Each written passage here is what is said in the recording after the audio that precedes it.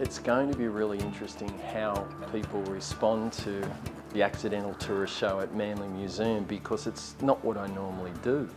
I've been making these little plein air paintings for over 30 years, but no one's seen them between or since. So I'm not anxious, just it'll be interesting to see what people think of them, because they don't fit my normal body of work, which is abstractions from drawings that I make in the landscape.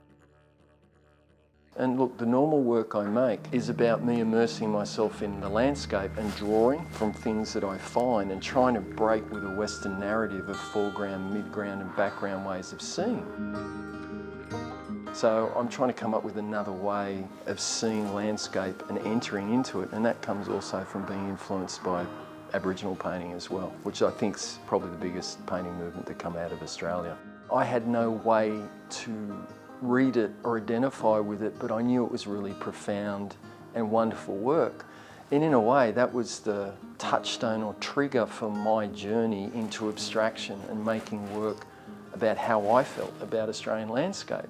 And part of my argument is that we don't really see landscape in a straight, linear way, which the plein air deal with. We actually see landscape in a more staccato-y view of taking grabs of it as we walk around that space. Everything is up for grabs. I'll bang things together, like these drawings that are behind the plein air work. They mightn't even end up looking like a stone or part of a gum tree because of the way I draw them, but I'll draw everything and then I sift through it like a deck of cards, looking for diagrams or plans that I can then push into the paintings. Whereas when you're working with the plein air work, it's a static view.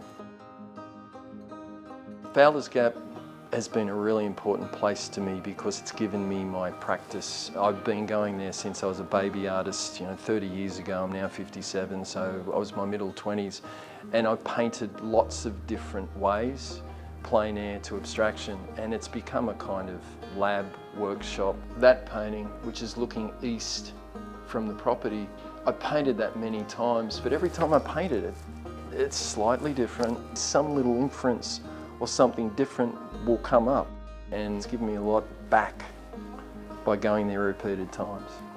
Jervis Bay, specifically Conjola, are really important to me too. We basically just rent a fibro house, go down in February, and I walk around and paint pictures. People kind of know me down there, and they don't care.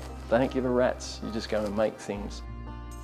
The urban landscape pops up in this show of plein air paintings, but that would come a lot from right time, right place. Those particular paintings to do with Meadowbank was because I was working at Meadowbank TAFE. I was working in the painting school. We ran down to Parramatta River, and basically the two paintings I made one after each other and showed the students how I make pictures. So it was more opportune rather than me seeking out the locale. One of the things that I want to do is absolutely paint in the locale, because I think it's a real thing to do, and actually walk up onto a headland or go somewhere, a local park, and actually paint the place and then put that in the show as a comparative thing. I think it makes it more real to the visitors. I think it makes it much more accessible. I make art for myself, for me to understand the world, to construct the world that I live in, and I do it visually. It's always been nature, but I want to have art, and I want to make art that is accessible to people, and I've been teaching for a long time.